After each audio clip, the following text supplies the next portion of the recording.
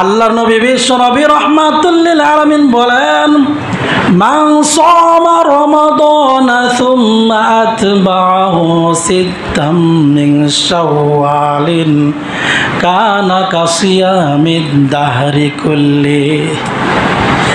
যে ব্যক্তি রমজান মাসের রোজা রেখেছে, অতঃপর রমজানের পরে ঈদের পরে সে যদি 6টা রোজা রাখে, কয়টা রোজা? 6টা রোজা। সুম্মাত পাও সিত্তা, সিত্তা মানে 6টা রোজা রাখে, কানা কাসিয়ামিদ দাহরি কুল্লি, সে যেন পুরা 1 বৎসরের রোজা রাখলো। আরো আস্তে কোন সুবহানাল্লাহ। মাত্র 6টা রোজা রাখলে 1 বছরের সওয়াব। মুহাদ্দিসিনে কেরাম বলেছেন, আরে রমজান মাসের যদি 1 মাস রোজা হয়, ধরেন 30টা, এরপরে যদি ধরি আমরা 6টা, 30 আর 6 কত? 36। তাহলে 36কে যদি আপনি 10 দিয়ে গুণ দেন কত হয়? 360। তাহলে একটা নেক আমল করলে যদি 10 পাওয়া যায়, কোরআনের মধ্যে আসছে মান জা আবিল হাসানাতি ফালাহু আশরু আমসালিহা, যে ব্যক্তি একটা করবে তার আমল নামে 10টা। তাহলে একটা রোজার বদৌলতে যদি 10টা হয়, তাহলে 10 দিয়ে আমরা 36 গুণ দিলাম, তাহলে কয়টা হয়েছে? 60, 360টা। তাহলে আরবি হিসাবে 360 দিনও হয় 1 বছর, 65 দিনে না, এটা ইংরেজি হিসাবে। আরবিতে মাস আপনার 30টা যায়, 31টা কখনো যায় না, হয়তো 29টা যাবে অথবা 30টা যাবে। তাহলে আরবি মাস হিসাবে 1 বছর হয় 360 দিনে। তো যে ব্যক্তি রমজানের রোজা 30টার মতো রাখলো, এরপরে 6টা রাখলো, কেমন যেন পুরো 1 বছর রোজা রাখলো। সুবহানাল্লাহ। আমার ভাইয়েরা এখন প্রশ্ন জাগতে পারে, হুজুর এই যে 6টা রোজা আমরা রাখবো, এগুলো কোন সিস্টেমে রাখবো? হ্যাঁ, আপনি ইচ্ছা করলে এই 6টা রোজা একাধারে রাখতে পারেন, 6টা 6 দিনে একাধারে রাখতে পারেন। আবার যদি ইচ্ছা করে আপনি একটা রাখলেন, একটা ভাঙলেন, একটা রাখলেন, একটা ভাঙলেন, পুরো 1 মাসের ভিতরে আপনি যদি 6টা পূর্ণ করেন তাহলেও হয়ে যাবে। আপনি ভেঙে 2টা একসাথে রাখলে পারেন, কোনো সমস্যা নাই। আমার ভাইয়েরা এখন আসেন, আর একটা প্রশ্ন জাগে হুজুর, যে মহিলারা তো অনেক সময় অসুস্থ থাকে, রমজান মাসে অসুস্থতার কারণে হয়তো 3 দিন, না হয় 5 দিন, না হয় 10 দিন তারা নামাজ পড়তে মানে তারা রোজা রাখতে পারে নাই। এখন তারা কি ওই রোজাগুলো আগে রাখবে, নাকি তারা এই 6টা রোজা আগে রাখবে? এটা একটা প্রশ্ন। আমার ভাইরা মুহাদ্দিসিনে কেরাম 2টা ব্যাখ্যা উল্লেখ করেছেন।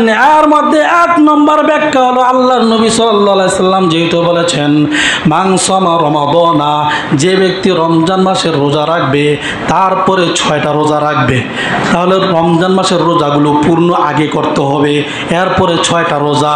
যেহেতু মহিলারা অসুস্থ হওয়ার কারণে ওই রোজা পূর্ণ করতে পারে নাই, তাদের 1 মাস পূর্ণ হয় নাই, এই জন্য তারা আগে ওই রোজাগুলো পূর্ণ করবে, এরপরে এই 6টা রোজা রাখবে। বুঝেন না কথা? হ্যাঁ। আবার এটা হলো 1 নম্বর। আর 2 নম্বর উত্তর হলো, 2 নম্বর সিস্টেম হলো, হ্যাঁ, যদি কোনো মহিলা চায় অথবা কোনো ব্যক্তি চায় যে রমজান মাসে রোজা রাখতে পারে না কোনো কারণবশত, তাহলে সে ইচ্ছা করলে আগে ওই 6টা রোজা রাখতে পারবে, এরপরে অন্যগুলো রাখতে পারবে। কারণ কি, এই যে 6টা রোজা এটা শুধু এই 1 মাসের ভিতর সীমাবদ্ধ। 1 মাস চলে গেল, এর পরের মাস আবার এই 6টা রাখার সুযোগ নেই। কিন্তু আপনি যে রমজান মাসের রোজাগুলো আপনার যতটা ভেঙেছে, মহিলার যতটুকু ভেঙেছে, এই রোজাগুলো কিন্তু এর পরের মাসও রাখতে পারবে। রমজানের পরের মাস এই মাস, শাওয়াল মাস এই মাস, রমজান চলে গেছে, আমাদের থেকে বিদায় নিয়েছে। রমজান মাসে আমরা আলহামদুলিল্লাহ অনেক ইবাদত বন্দেগী করেছি। কেউ কম করেছি, কেউ বেশি করেছি।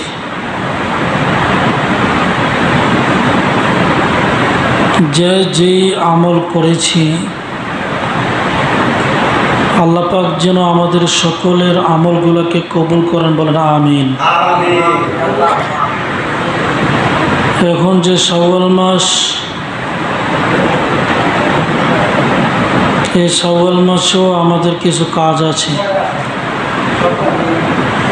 আমাদের কিছু আমল আছে।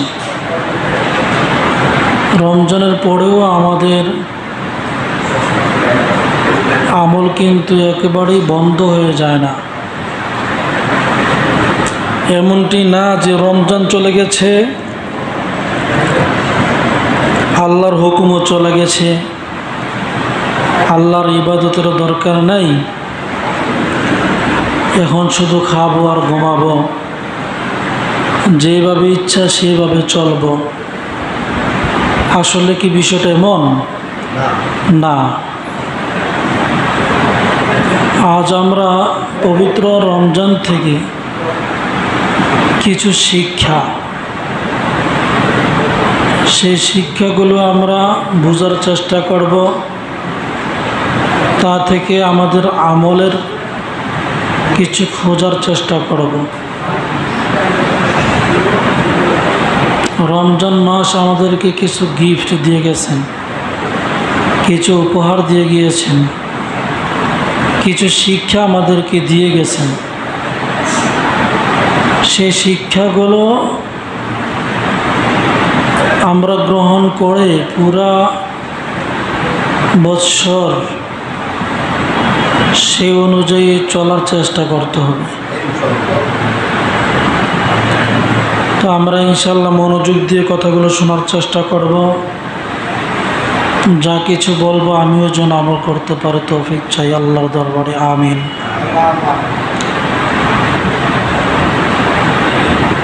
রমজান মাসে যে আমরা রোজা রেখেছি,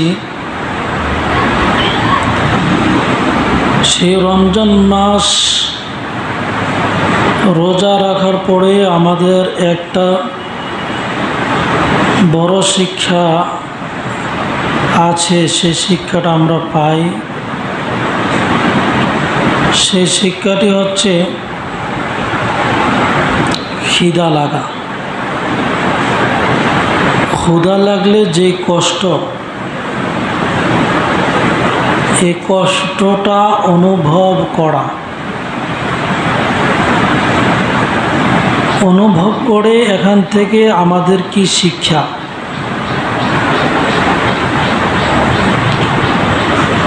রমজান মাসে রোজা রাখার কারণে আমাদের পেটের মধ্যে যে খিদা লেগেছে,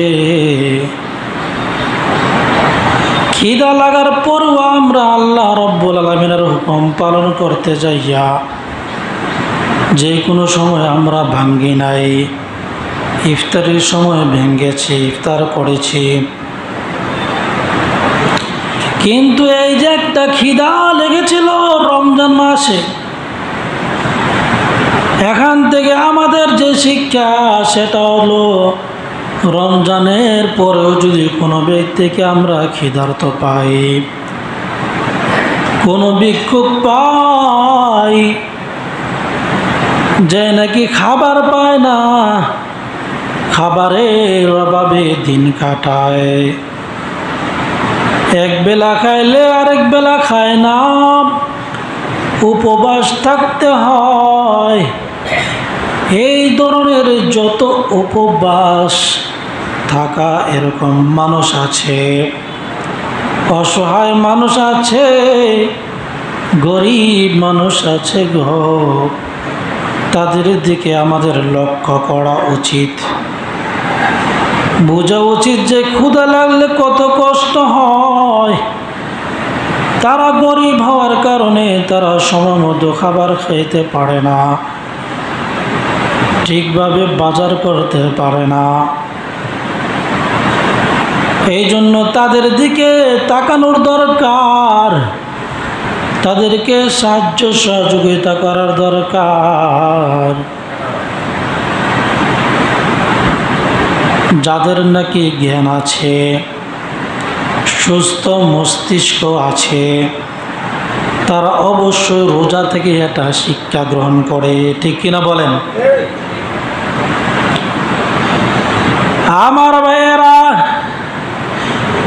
এই জন্য আমরা দেখব, যদি কোনো অসহায় ব্যক্তি আমাদের কাছে কিছু চায়, আল্লাহর হস্তে কিছু দেন, অথবা আমি খাবার নাই খাইতে পারি নাই, আমি উপবাস আছি, তাহলে আপনি সাথে সাথে আপনার সাথে যতটুকু আছে আপনার তৌফিক অনুযায়ী তাকে খাবারের ব্যবস্থা করেন, তার হাতে কিছু তুলে দেন। ও ভাই, শুধু তাই নয়, একটা সাধারণ প্রাণী, একটা কুকুর যদি ক্ষুধার্ত অবস্থায় থাকে, একটা বিড়ালও যদি ক্ষুধার্ত অবস্থায় থাকে,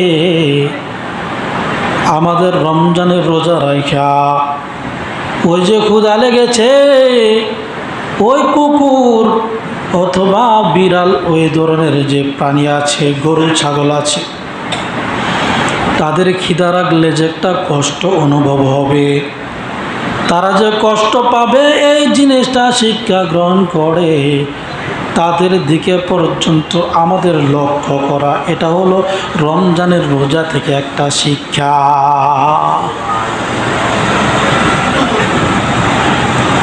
আমার ভাইয়েরাম,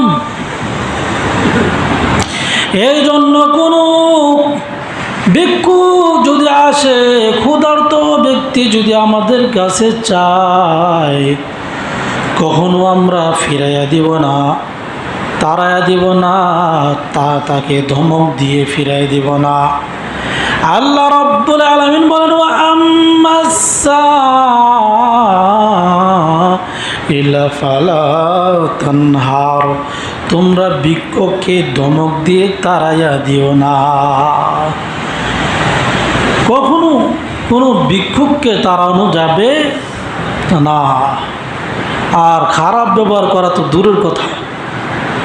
চিন্তা করতে হবে যে একটা ভিক্ষুক ক্ষুধার্ত অবস্থায় আমার কাছে কিছু চেয়েছে, যে আল্লাহ তাকে ভিক্ষুক বানাইয়াছে, সে আল্লাহ কিন্তু আমাকে ভিক্ষুক বানায় নাই, সে আল্লাহ কিন্তু আমাকে যে কোনো সময় ভিক্ষুকের টুকরি হাতে নিয়ে ভিক্ষার রাস্তায় রাস্তায় আমাকে আপনাকে ঘুরাইতে পারেন কি পারেন না। আর মিয়া, মানুষের কাছে চাওয়া এটা কিন্তু আসলে সহজ কথা না। হয়তো তারা খুঁজতে খুঁজতে একটা লজ্জা চলে যায় অভাবের কারণে, কিন্তু এমনও মানুষ আছে, আপনি যদি তাকে 1 লক্ষ টাকা দিবে এরকম যদি সে শোনে, বা আপনি দিবেন বলে সে আমার কাছে চাবে, ভিক্ষার মতো আমার কাছে খুঁজবে, সে চাবে না, সে চাবে না, কারণ আমি ভিক্ষুক নয়, আমি চাবো কেন? তার সে মন মানসিকতা তৈরি হয় নাই। তাহলে একটা মানুষ, একজন ভিক্ষুক, সে কতটুকু অপারগ হলে, কতটুকু অসহায় হলে আপনার কাছে, আপনার দরজার কাছে আসে, আপনার দোকানের কাছে আসে। তাহলে 1 নম্বর, আমরা রমজান মাসের রোজা থেকে আমরা শিক্ষা গ্রহণ করলাম, কোনো ক্ষুধার্ত ব্যক্তি, কোনো ভিক্ষুক যদি আমাদের কাছে চায়, ক্ষুধার্তটাকে আমরা অনুধাবন করে, রমজানের রোজার কথা স্মরণ করে আমরা ওই ভিক্ষুককে কিছু না কিছু আমরা দান করব, সহযোগিতা করব। জোরে বলেন ইনশাআল্লাহ। এরপরে 2 নম্বর শিক্ষা হলো, রমজান মাসে আমরা রোজা রেখেছি, রমজান মাসে পুরা 29টা রোজা রাখা, এর মধ্যে আমাদের একদিনও যদি পিপাসার্ত হয়ে থাকে, তাহলে কতটুকু কষ্ট অনুভব হয় এটা আমাদের একটু হলেও বুঝে আসে। এবং এখান থেকে একটা বড় শিক্ষা, যে আল্লাহ রাব্বুল আলামিনের নিয়ামত, পানি কত বড় যে আল্লাহর দান, আল্লাহর এই পানিটা যে কত বড় নিয়ামত, এই নিয়ামতের কদরটা বুঝে আসে, ঠিক কিনা? জোরে বলেন। আমার ভাইয়েরা,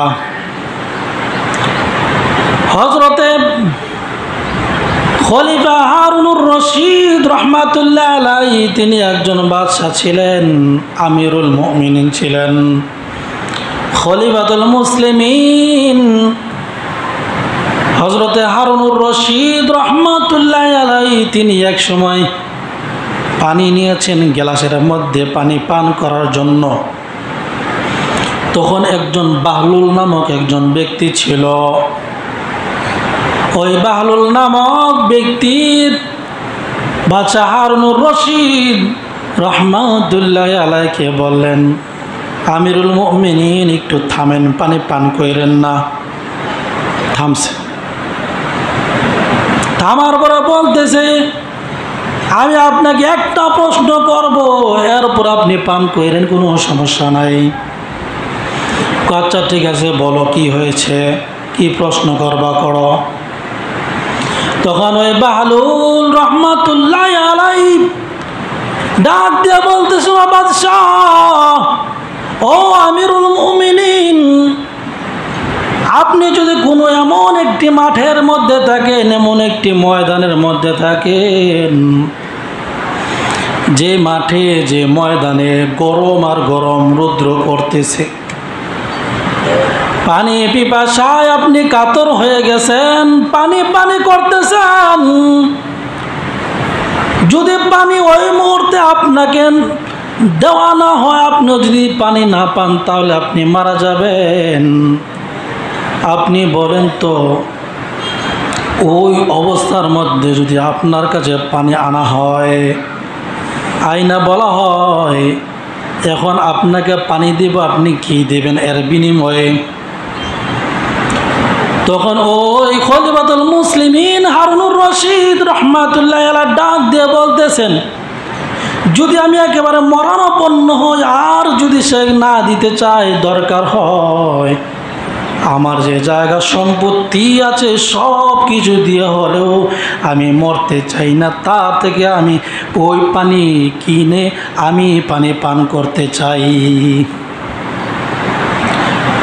তখন ওই বাহলুল রহমাতুল্লাহ বলতেছেন, নেন পানি, আপনি এখন পানি পান করেন।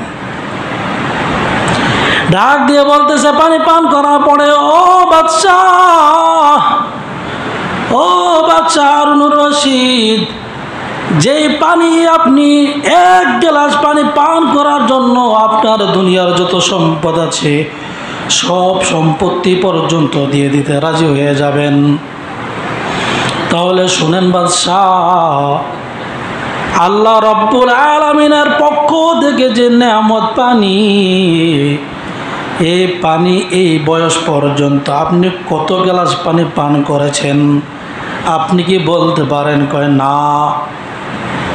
আপনার হিসাব আছে? কয় না, আমার কোনো হিসাব নাই। তাহলে আপনি এক গ্লাস পানির বিনিময়ে যদি দুনিয়ার সব কিছু দিতে রাজি হন, তাহলে কেমন যেন বোঝা গেল এক গ্লাসের পানির দাম আপনার ওই সম্পত্তির চেয়েও অনেক অনেক বেশি মূল্য, ঠিক কিনা বলেন? এরপরে যখন নাকি হযরত হারুনুর রশিদ রহমাতুল্লাহ আলাইহি পানিটা পান করেছেন, পানিটা পান করার পর ওই বাহলুল রহমাতুল্লাহ আলাইহি আবার প্রশ্ন করলেন, ও বাদশাহ, ও আমিরুল মুমিনিন, এই যে আপনি পানি পান করেছেন, এখন এই পানিটা যে আপনার পেটের ভিতরে গেল, এই পানিটা যদি আর আপনি বের করতে না পারেন, প্রস্রাবের বেগ না হয়, আপনি কোনোভাবেই পানিটা বের করতে পারছেন না, এখন আপনি কি করবেন? কয়, যদি আমি মরণাপন্ন হই, যদি আমি এই পানিটা ভিতর থেকে বের না করলে আমি যদি মারা যাই মনে হয়, তাহলে দরকার হয় আমার যে রাজত্ব আছে সব রাজত্ব আমি দিয়ে দেব, এরপর আমি ওই ভিতরের পানিটা বের করতে চাই। সুবহানাল্লাহ, জুড়ে বলেন।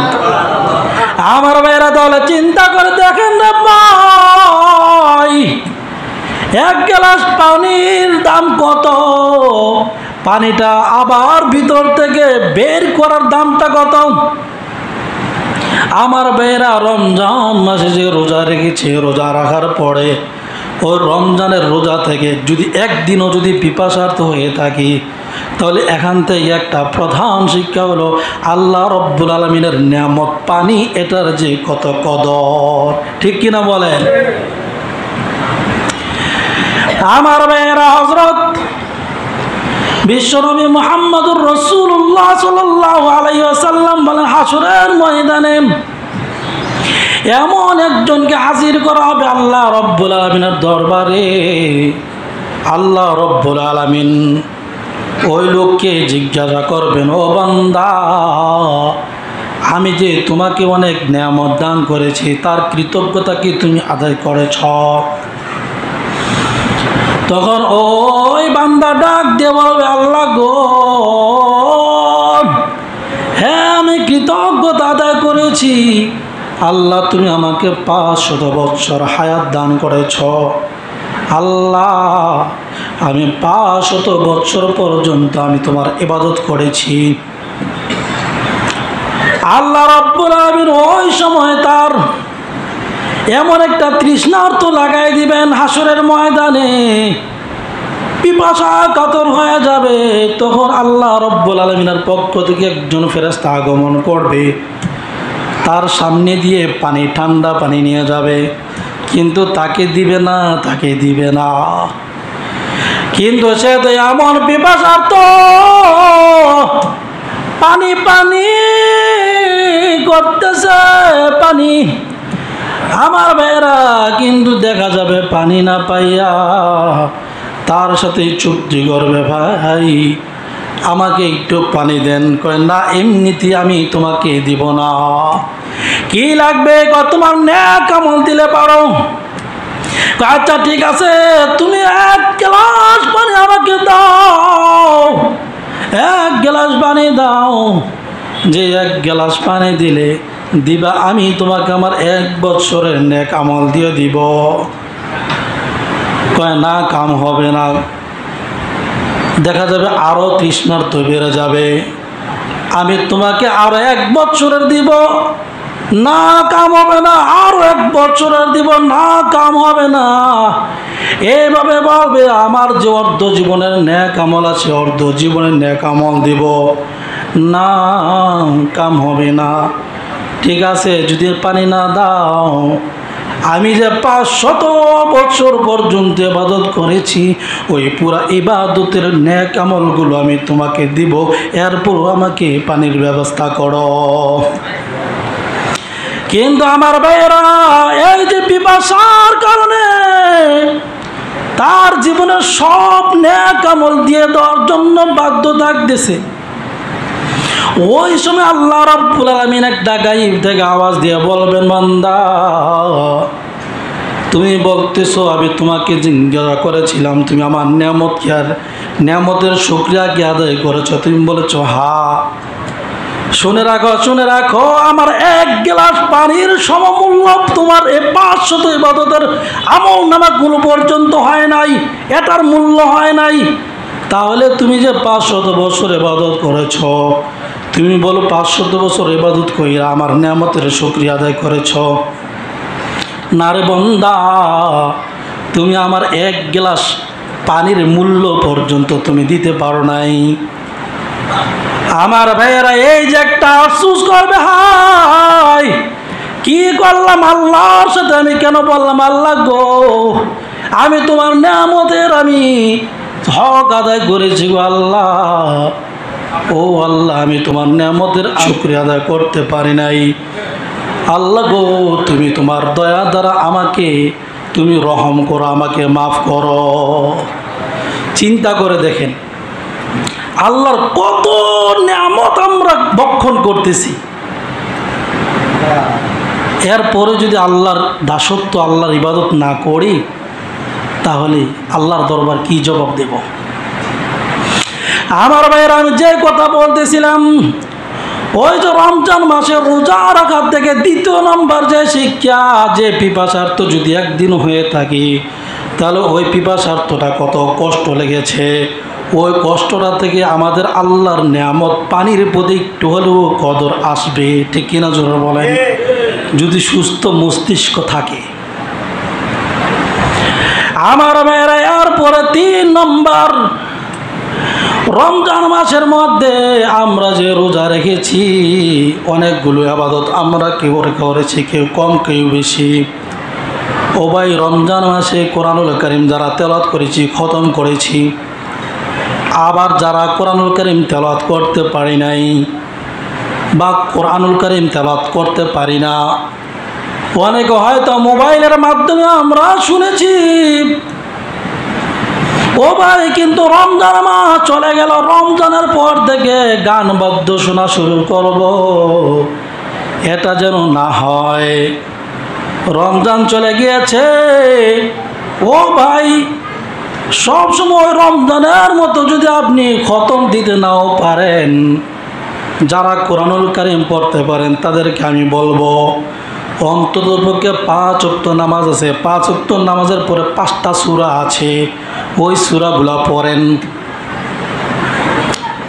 ফজরের পর সূরা ইয়াসিন পড়েন, জোহর নামাজের পর সূরা ফাতিহা পড়েন, আসর নামাজের পর সূরা নাবা পড়েন, মাগরিব নামাজের পর সূরা ওয়াকিয়া পড়েন, এশার নামাজের পর সূরা মুলক পড়েন। এগুলোর অনেক ফজিলত। তাহলে ওই যে রমজান মাসে আমল করেছিলাম, ওই আমলটা একটু হলেও আমাদের জারি থাকবে। আমার ভাইয়েরা, যারা কোরআনুল কারীম তেলাওয়াত করতে পারি না, ও ভাই, গান বাদ্য না শুই না, মোবাইলের মাধ্যমে আমরা অন্ততপক্ষে কোরআনুল কারীম তেলাওয়াত আমরা শুনি, ইসলামী সঙ্গীত শুনি। আমার ভাইয়েরা, এরপর আসেন, এটা হলো 3 নম্বর কথা বললাম। এরপর 4 নম্বর কিয়াম। রমজান মাসের মধ্যে আমরা নামাজ পড়েছি, অন্য মাসে আমরা যারা নামাজ পড়ি না, কিন্তু যেহেতু শয়তান বন্দি করে দিয়েছেন, আল্লাহ সহযোগিতা করেছেন রমজান মাসে একটু ইবাদত বেশি করার জন্য। রমজান মাসে আমরা 5 ওয়াক্ত নামাজের পাশাপাশি তারাবি নামাজ পর্যন্ত পড়েছি। শুধু তাই নয়, রমজানে আমরা যখন নাকি সাহারি খেয়েছি, এর আগে বা পরে আমরা অনেকে তাহাজ্জুদ পড়েছি। ও ভাই, রমজান চলে গেছে, এখনো আমাদের একটা শিক্ষা দরকার। রমজান চলে গেল, নামাজ যেন না ছুটে। শুধু রমজান মাসে রোজাটা আমাদের, নামাজ শুধু ফরজ নয়, রমজানের পরে পর্যন্ত ফরজ, একই রকম ফরজ। রমজানের মধ্যে যেভাবে নামাজ পড়েছি, রমজানের পর তো তারাবি নাই, নামাজ কমে গেছে। এখন আমরা অনেক সময় দেখবেন, পুরো রমজান মাসে যে রোজা রেখেছি, ওই যে 3টা 4টার সময় ঘুম থেকে উঠতাম, এখনও অনেকের ঘুম ভাঙ্গা যায়। এমন হয় কি হয় না? ঘুম ভাঙ্গা যায়। ও ভাই, একটু জারি রাখেন, যেহেতু অভ্যাস হয়ে গেছে, একটু তাহাজ্জুদ নামাজ পড়ার জন্য একটু চেষ্টা করেন। ঘুম যেহেতু ধরে না বা ভেঙ্গেছে, একটু নামাজটা পড়ে নেই। রমজান মাস থেকে আমাদের সেই অভ্যাসটা ধরে রাখার দরকার। আমার বাইরে এরপর আরেকটা শিক্ষা আছে, সিয়াম। রমজান মাসে রোজা রেখেছি, রমজানের পরেও যেন আমাদের রোজাটা ছুটে না যায়। বলতে পারেন, হুজুর এটা আবার কেমন? ওইটা তো ধারাবাহিক রোজা রেখেছি, রমজানের পরে আবার রোজা কেমন? আল্লাহ রাব্বুল আলামিন রোজা কিন্তু জারি রেখেছেন। যেমন এই মাসে শাওয়াল মাসে 6টা রোজার কথা আছে, এরপরে আবার মুহররম মাসে রোজা আছে, জিলহজ মাসে রোজা আছে, এরপরে আবার রজব মাসে রোজা আছে।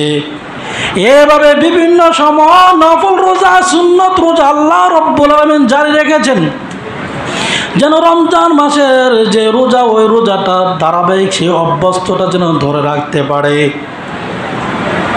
আমার ভাইয়েরা, আল্লাহর নবী বিশ্ব নবী রাহমাতুল লিল আলামিন বলেন, মান সামা রমাদানা সুম্মা আতবাহু সিত্তাম মিন শাওয়ালিন কানা কাসিয়ামিদ দাহরি কুল্লি।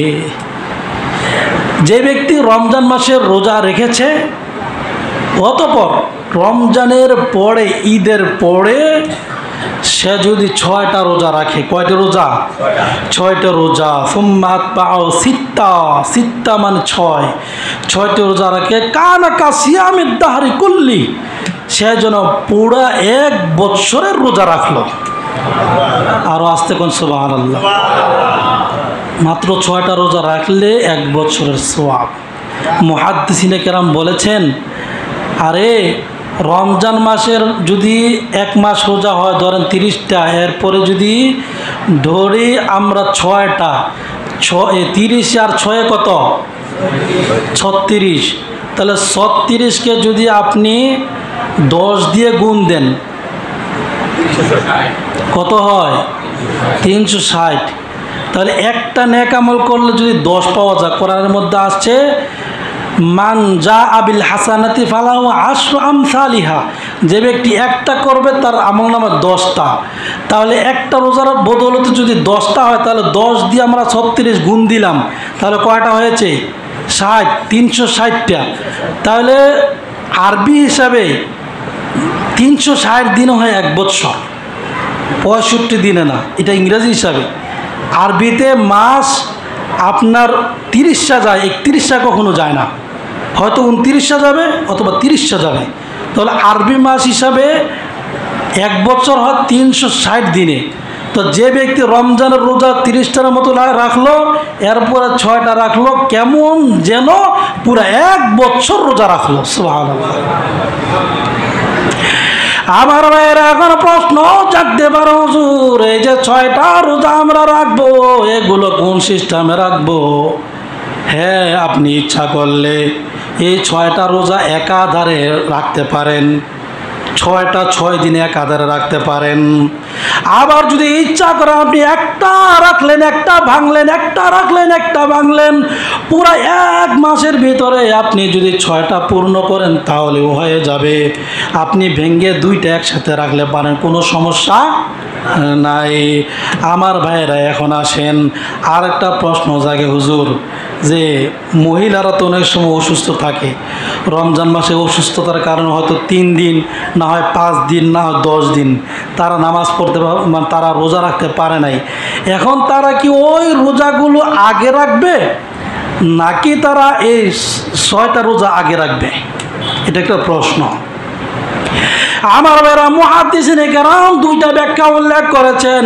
এর মধ্যে 1 নম্বর ব্যাখ্যা হলো, আল্লাহর নবী সাল্লাল্লাহু আলাইহি সাল্লাম যেহেতু বলেছেন মান সামা রমাদানা, যে ব্যক্তি রমজান মাসের রোজা রাখবে তারপরে 6টা রোজা রাখবে, তাহলে রমজান মাসের রোজাগুলো পূর্ণ আগে করতে হবে, এরপরে 6টা রোজা। যেহেতু মহিলারা অসুস্থ হওয়ার কারণে ওই রোজা পূর্ণ করতে পারে নাই, তাদের 1 মাস পূর্ণ হয় নাই, এই জন্য তারা আগে ওই রোজাগুলো পূর্ণ করবে, এরপরে এই 6টা রোজা রাখবে। বুঝেন না কথা? হ্যাঁ। আবার এটা হলো 1 নম্বর। আর 2 নম্বর উত্তর হলো, 2 নম্বর সিস্টেম হলো, হ্যাঁ, যদি কোনো মহিলা চায় অথবা কোনো ব্যক্তি চায় যে রমজান মাসে রোজা রাখতে পারে না কোনো কারণবশত, তাহলে সে ইচ্ছা করলে আগে ওই 6টা রোজা রাখতে পারবে, এরপরে অন্যগুলো রাখতে পারবে। কারণ কি, এই যে 6টা রোজা এটা শুধু এই 1 মাসের ভিতর সীমাবদ্ধ। 1 মাস চলে গেল, এর পরের মাস আবার এই 6টা রাখার সুযোগ নেই।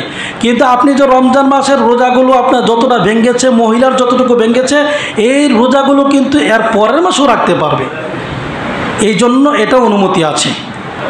আমার ভাইয়েরা, যা কিছু বললাম রমজান মাস থেকে কিছু শিক্ষা, আল্লাহ রাব্বুল আলামিন আমাদেরকে রমজানের শিক্ষা থেকে শিক্ষা নিয়ে শিক্ষা গ্রহণ করে আমল করার তৌফিক দান করেন, বলেন আমিন। ওয়া আখিরু দাওয়ানা আলহামদুলিল্লাহি রাব্বিল আলামিন।